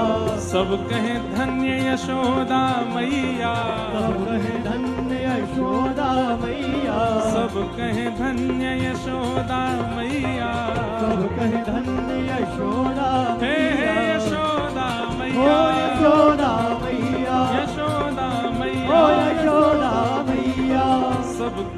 धन्य यशोदा मैया, सब कहे धन्य यशोदा मैया।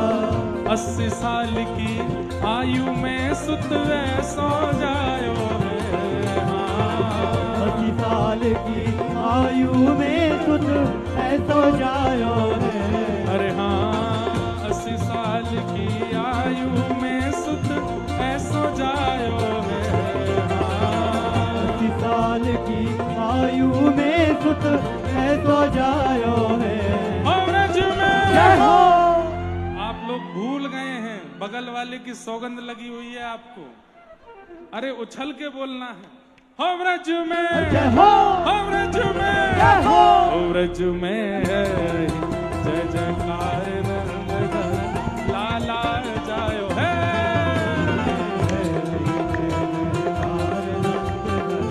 लाला जायो। हाँ, ब्रज में जय जयकार नंद लाला जायो है।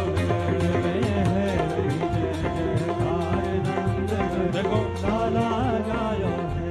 अब हम भागवत जी को प्रणाम करके नीचे आ रहे हैं और वहां बधाई भी लुटाएंगे, दधी काना भी करेंगे।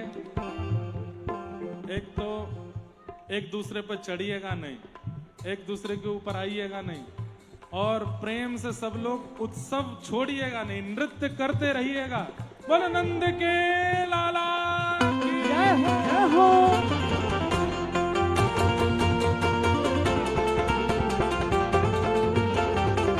नंद के लाला की।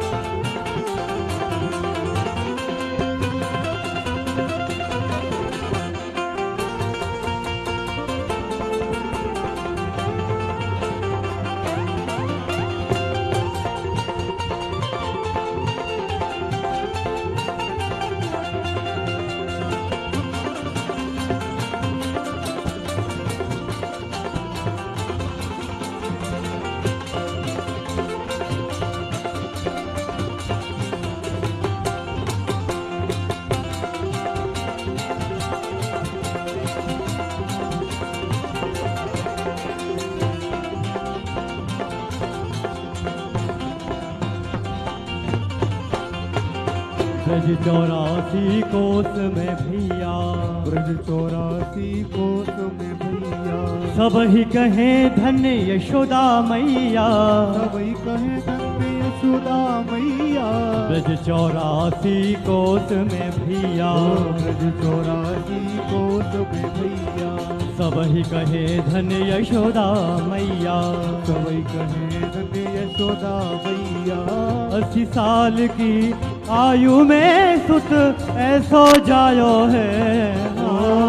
80 साल की आयु में सुत ऐसो जायो है। 80 साल की आयु में सुत ऐसो जायो है। 80 साल की आयु में सुत ऐसो जायो है। हो ब्रज में, हो ब्रज में, हो ब्रज में है रही जय जयकार नंद घर लाला जायो है। ब्रज में है रही जय जयकार नंद घर लाला जायो है। हो ब्रज में है रही जय जयकार नंद घर लाला जायो है। ब्रज में है रही जय जयकार नंद घर लाला जायो है।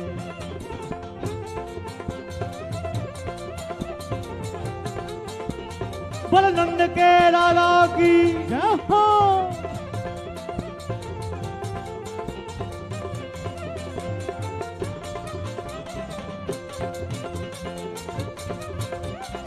बधाई हो।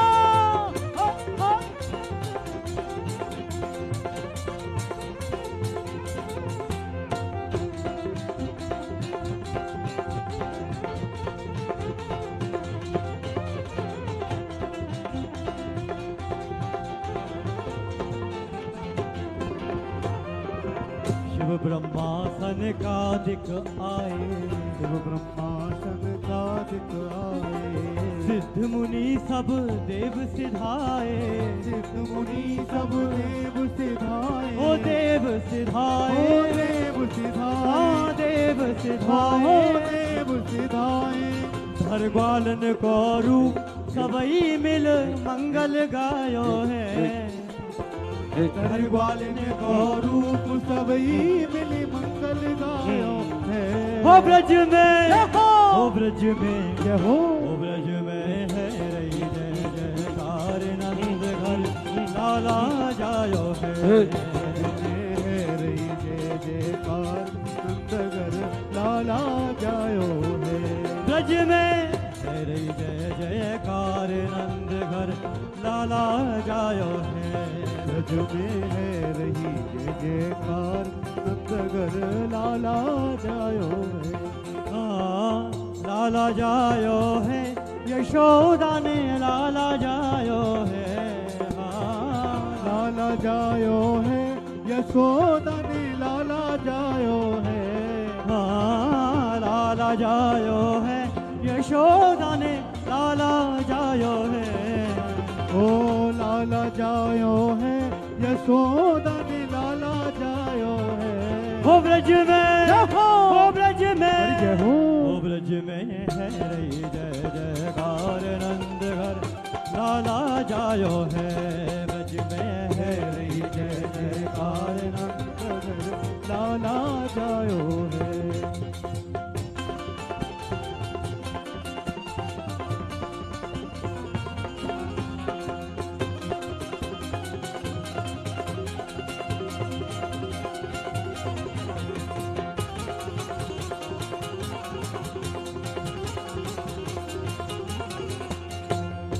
ओ नंद झुके, आनंद झुके, ओ नंद झुके अंगना में बज रही आज बधाई, झुके अंगना में बज रही आज बधाई, ओ नंद झुके अंगना में बज रही आज बधाई, झुके अंगना में बज रही आज बधाई।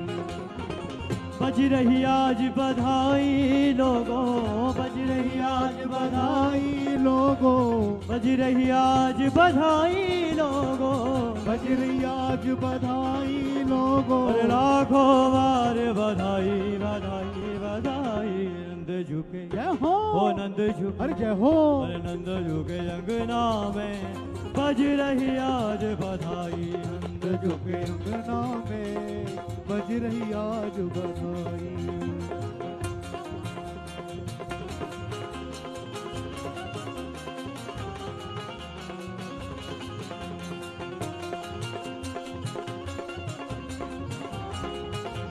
बधाई हो,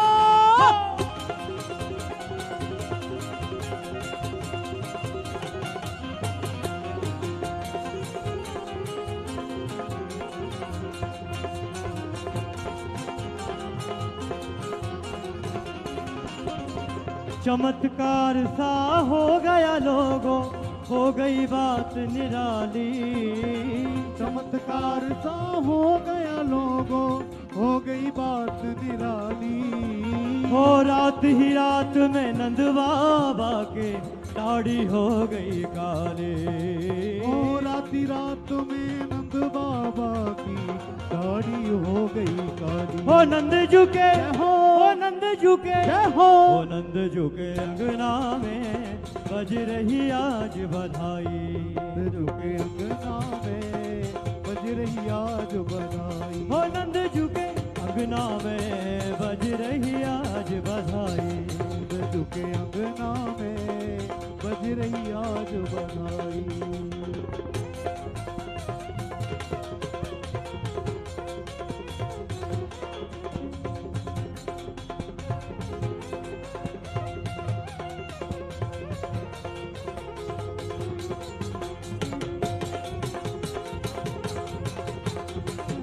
बधाई हो, हो।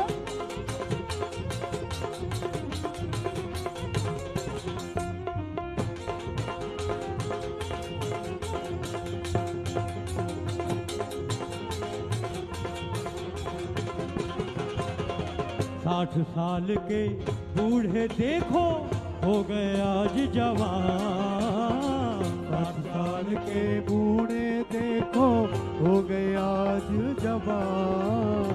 60 साल के बूढ़े देखो हो गए आज जवान। 60 साल के बूढ़े देखो हो गए आज जवान।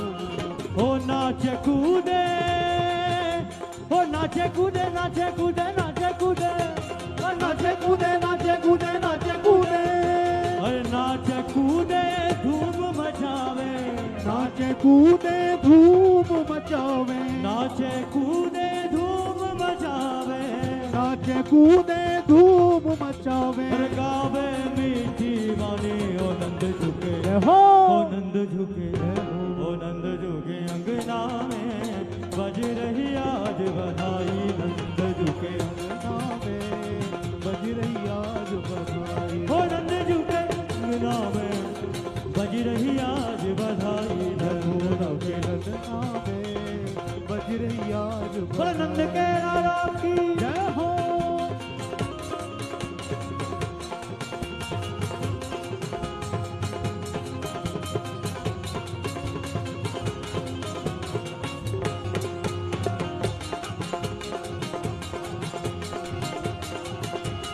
बोल नंद के लाला।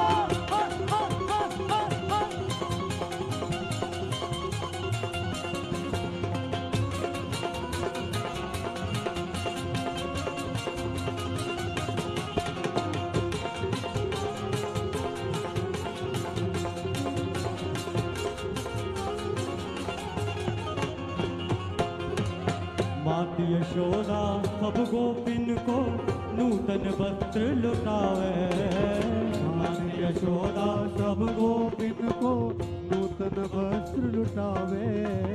माती यशोदा सब गोपिन को नूतन वस्त्र लुटावे। माते यशोदा सब गोपिन को नूतन वस्त्र लुटावे। गोप ग्वाल सब हिल मिल करके, गोप ग्वाल सब हिल मिल करके, गोप ग्वाल सब हिल मिल करके, गोप ग्वाल सब हिल मिल करके। अरे बाबा को नाच न जावे, न जावे, न जावे।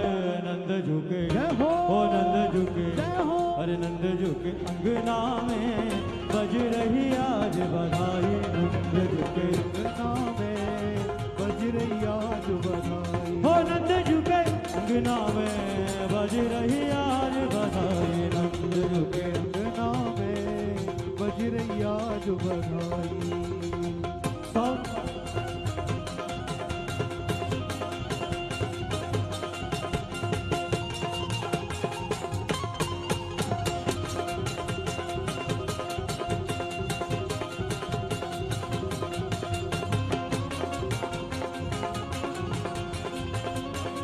बधाई हो। जय हो।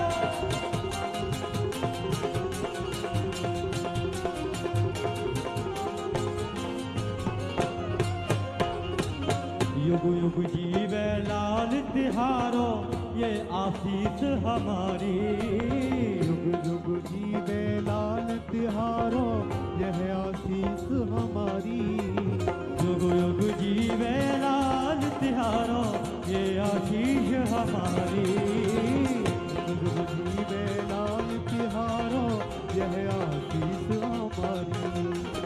ऐसे दिए आस सवन को, ऐसे दिए आस सवन को, ऐसे दिए आस सवन को, ऐसे दिए आज सबन को। जय बोले ब्रज नारी ओ नंद झुके, जय हो। ओ नंद झुके, जय हो। ओ नंद झुके अंगना में बज रही आज बधाई। नंद झुके अंगना में बज रही आज बधाई। ओ नंद झुके अंगना में बज रही आज बधाई।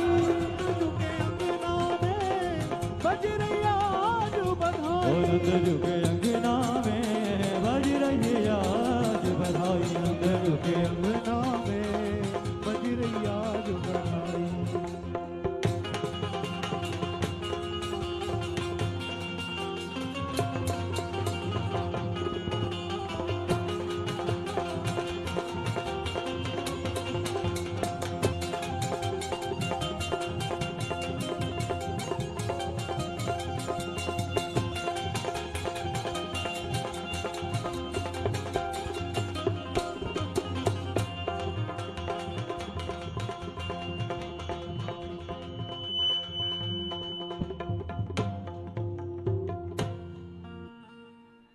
बोल नंद के लाला की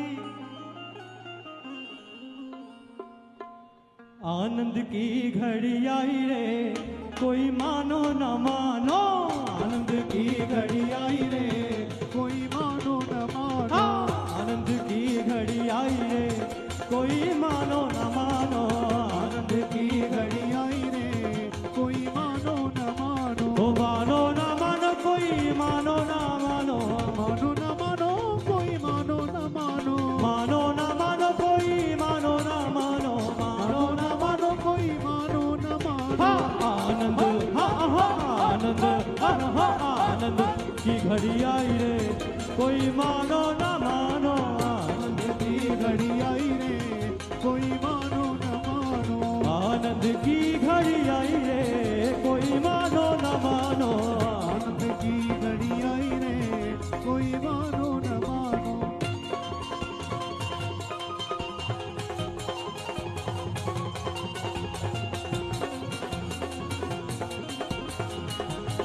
बधाई हो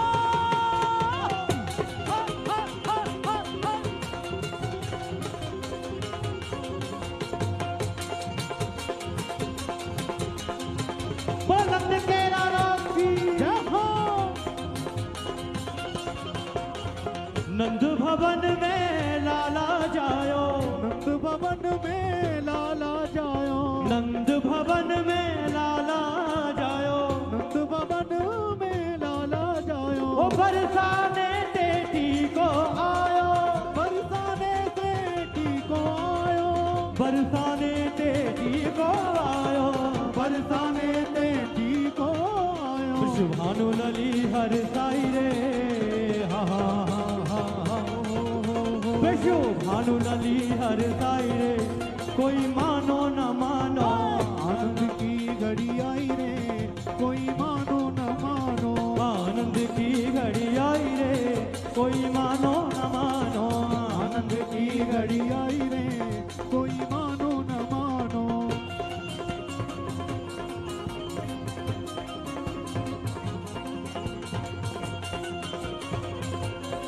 नंद के लाला की जय जय हो हो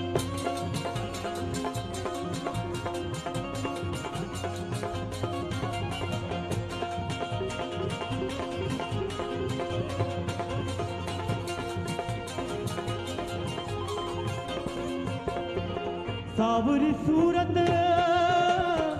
मोहनी मूरत सावरी सूरत मोहनी मूरत प्यारी सुंदर सावरी सूरत प्यारी सुंदर सावरी सूरत मन हरनी है मोहनी मूरत मन हरनी है मोहनी मूरत ओ मोहनी मूरत मोहनी मूरत मोहनी मूरत मोहनी मूरत ऐसे कुंवर कन्हाई रे ऐसे कुंवर कन्हाई रे कोई मानो न मानो ऐसे कुंवर कन्हाई रे कोई मानो न मानो आनंद की घड़ी आई रे कोई मानो न मानो आनंद की घड़ी आई रे कोई मानो न मानो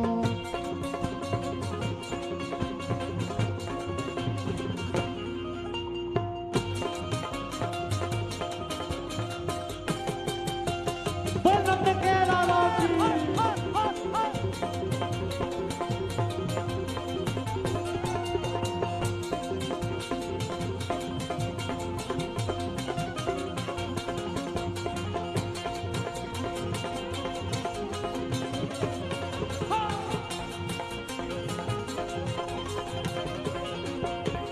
रोहिणी बुधवार दिन आयो रोहिणी बुधवार दिन आयो रोहिणी बुधवार दिन आयो रोहिणी बुधवार दिन आयो तिथि अष्टमी आनंद छायो तिथि अष्टमी आनंद ओ छायो आनंद छायो आनंद छायो आनंद छायो आनंद छायो प्रगट है कृष्ण कन्हई रे प्रगट है कृष्ण कन्हई रे कोई मानो न मानो प्रगट कृष्ण कन्हई रे कोई मानो न मानो ओ प्रगट है कृष्ण कन्हई रे कोई मानो न मानो प्रगट कृष्ण कन्हई रे कोई मानो न आनंद की घड़ी आई रे, कोई मानो न मानो आनंद की घड़ी आई रे, कोई मानो न मानो। हो कान्हा मेरो जन्म लियो है, कान्हा मेरो जन्म लियो है, कान्हा मेरो जन्म लियो है, कान्हा मेरो जन्म लियो है।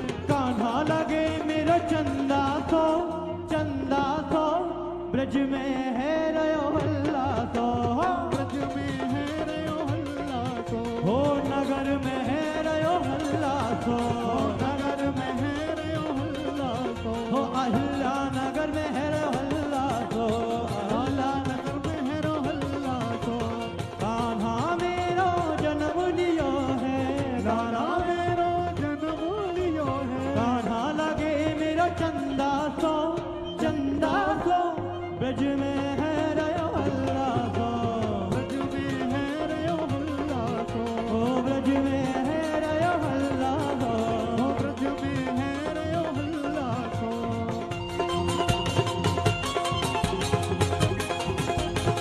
बधाई हो, जय हो।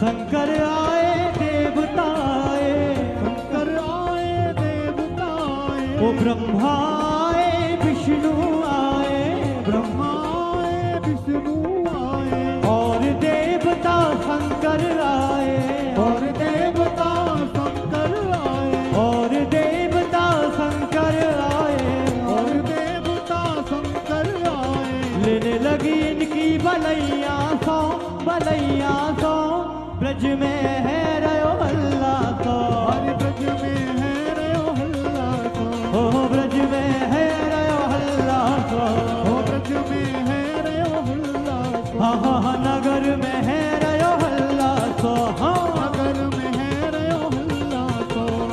कान्हा मेरो जन्म लियो है, कान्हा मेरो जन्म लियो है, कान्हा लगे मेरो चंदा सो, चंदा सो ब्रज में है रयो हल्ला सो, ओ ब्रज में है रयो हल्ला सो, ओ ब्रज में है रयो हल्ला सो, ओ ब्रज में है रयो हल्ला सो।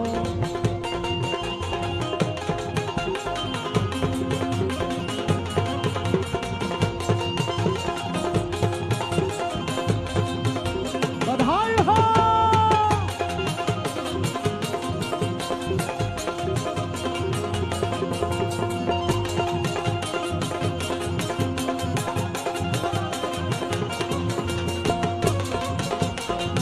बधाई हो, जय हो।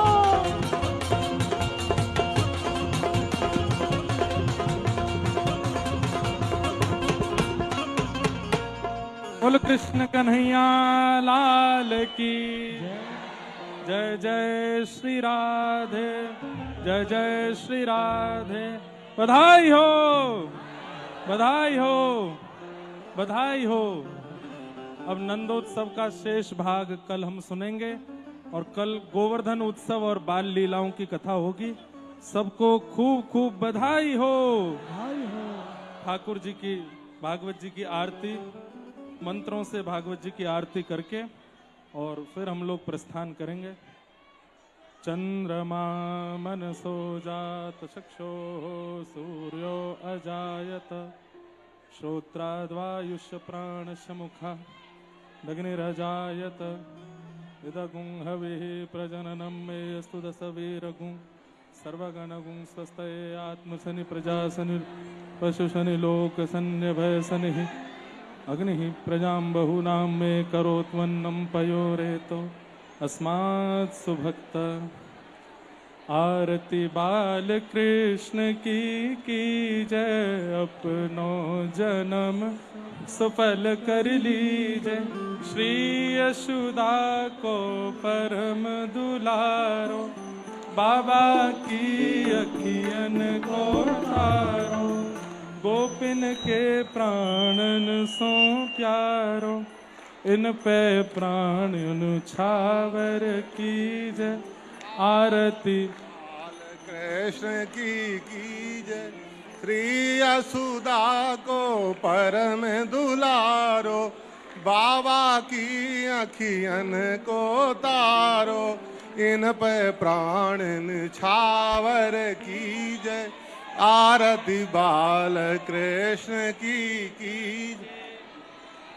बलदाऊ को छोटो भैया, कनुआ कही कही बोलया कि मैया, परम मुदित मन लेत बलैया, यह छवि नैनन में भर लीजे आरती बाल कृष्ण की। तो तारी बोलनी मधुर सुहावे, सखन मध्य खेलत सुख पावे, सोई सुकृति जो इनको ध्यावे, अब इनको अपनो कर लीजे आरती बाल कृष्ण।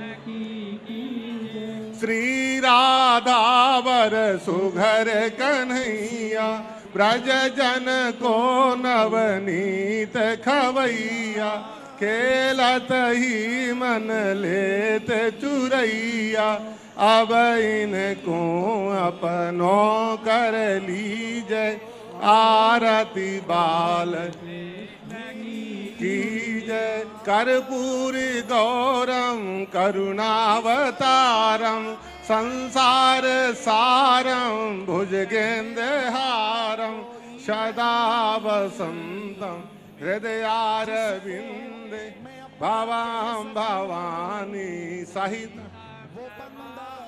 त्वमेव माता च पिता त्वमेव, त्वमेव बन्धो च सखा त्वमेव, त्वमेव विद्या द्रविणं त्वमेव, त्वमेव सर्वं मम देव देव।